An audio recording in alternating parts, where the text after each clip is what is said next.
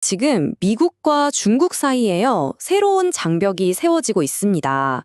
근데 이게 뭐 군사적인 장벽, 이런 게 아니고요.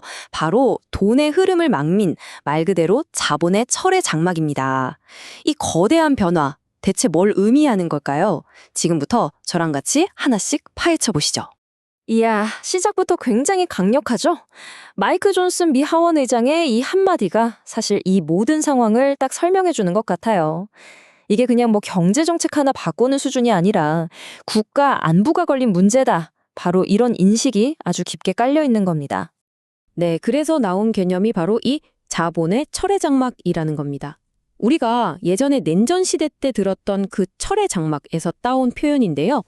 그때는 이념이 중심이었다면 지금은 바로 기술과 자본이 그 자리를 대신하고 있는 거죠. 아주 쉽게 말해서 미국의 돈과 그 기술 노하우가 중국의 군사 기술을 키우는 데 쓰이는 걸 아예 원천적으로 막아버리겠다. 바로 이겁니다. 자, 그럼 이 거대한 장벽이 대체 어떻게 세워지게 된 건지 그 첫 번째 이야기부터 한번 시작해 보겠습니다. 처음에는 그냥 일시적인 조치였는데 이게 어떻게 영구적인 법으로까지 발전했을까요? 가장 핵심적인 사건은 바로 이거예요. 2025년 말에요. 미국의 국방수권법, 우리가 보통 NDAA라고 부르죠. 이 법안의 일부로 대중국 투자 제한 조항이 아예 쏙 들어간 겁니다. 이게 왜 중요하냐면 NDAA는 매년 거의 무조건 통과되는 법안이거든요. 그러니까 이제 이건 뭐 대통령이 마음대로 바꿀 수 있는 그런 행정명령 수준이 아니라 의회의 도장을 쾅 받은 영구적인 법이 되어버렸다는 뜻이죠. 그럼 이전하고 뭐가 다르냐? 그 차이가 정말 명확합니다. 보시면 2023년에 나왔던 바이든 행정부의 조치는 약간 임시방편 같은 느낌이었거든요. 그런데 2025년에 나온 이 새로운 법은 훨씬 더 단단하고 그 범위도 넓어졌어요. 그리고 무엇보다 중요한 건 이게 뭐 한쪽 당의 주장만이 아니라 공화당, 민주당 할 것 없이 양쪽 모두가 손을 잡고 만든 초당적인 합의의 결과물이라는 점입니다. 그만큼 무게감이 다르다는 거죠. 자, 그러면 미국이 이렇게까지 하면서 막으려고 하는 그 기술, 대체 뭘까요? 도대체 어떤 기술에 돈이 흘러 들어가는 걸 막으려는 건지 그 블랙리스트를 한번 들여다보겠습니다.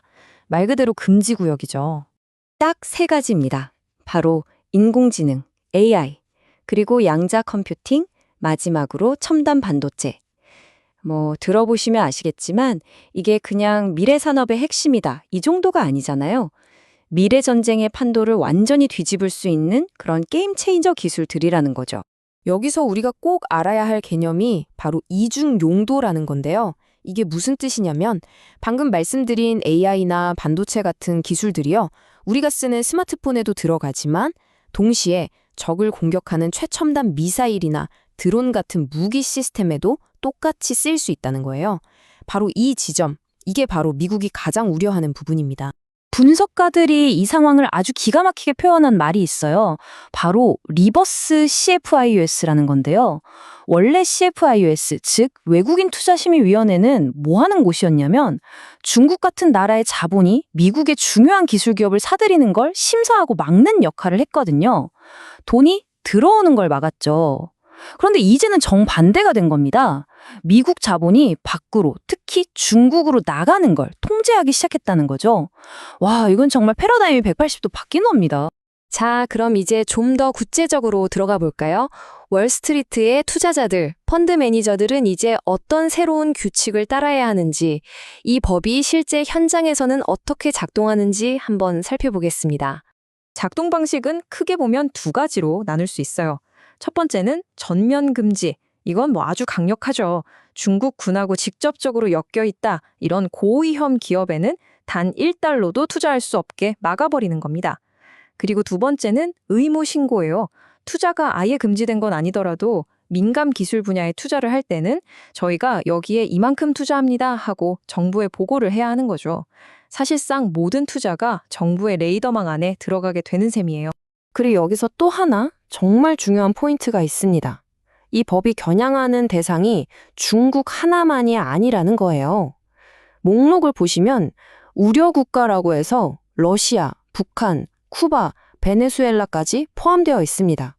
그러니까 시작은 중국을 겨냥해서 만들었지만 그 법이 그리는 그림은 훨씬 더 넓은 지정학적 지도를 포함하고 있는 거죠. 좋습니다. 그럼 이제 시야를 좀 더 넓혀서 거시적인 관점에서 한번 보죠. 이 새로운 장벽이 전 세계 돈의 흐름, 그러니까 글로벌 투자 지도를 어떻게 완전히 새로 그리고 있는지 한번 따라가 보겠습니다. 모든 이야기의 시작점이라고 할 수 있는 해가 바로 2018년입니다.